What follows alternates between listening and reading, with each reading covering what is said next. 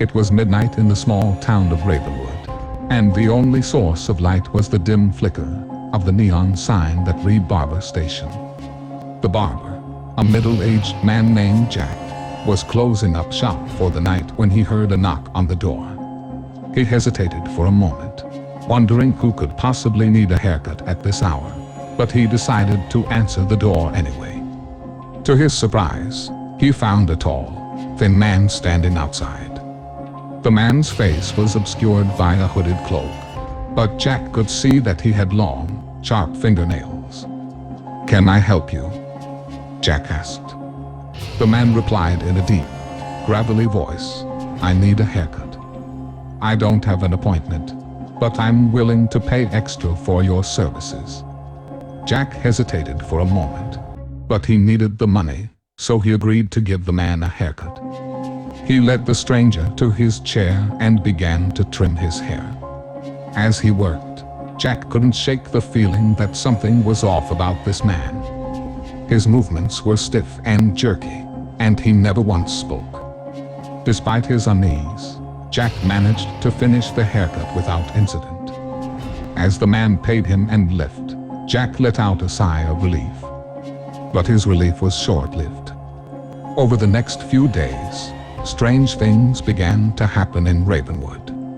People were disappearing without a trace, and those who remained reported seeing a tall, hooded figure with long, sharp nails lurking in the shadows.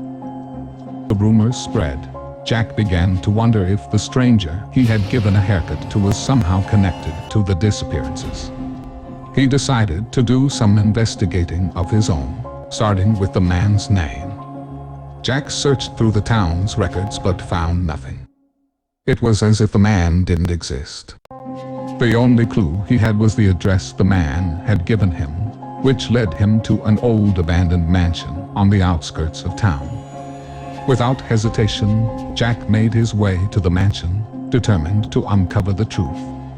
As he approached the front door, he heard strange noises coming from inside. Creaks, moans, and the sound of something scratching against the wood. Despite his fear, Jack pushed open the door and stepped inside.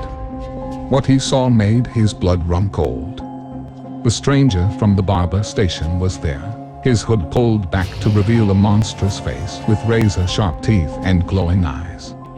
Before Jack could react, the monster lunged at him, its claws extended.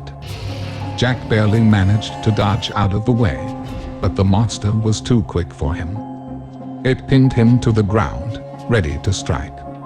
Just when all hope seemed lost, a group of townspeople burst through the door, armed with makeshift weapons. They had followed Jack to the mansion, determined to put an end to the monster's reign of terror. With their help, Jack managed to escape and lead the monster into a trap. They set the mansion on fire, hoping to destroy the monster once and for all. As they watched the flames consume the mansion, Jack couldn't help but feel a sense of relief. The nightmare was over. But as he looked around at the faces of his fellow townspeople, he realized that the fear and horror of those few days would stay with them forever. From that day on, Jack never forgot the lesson he had learned. Sometimes, the things that lurk in the shadows are more than just figments of our imagination. And in the face of true horror, it takes a community to fight back.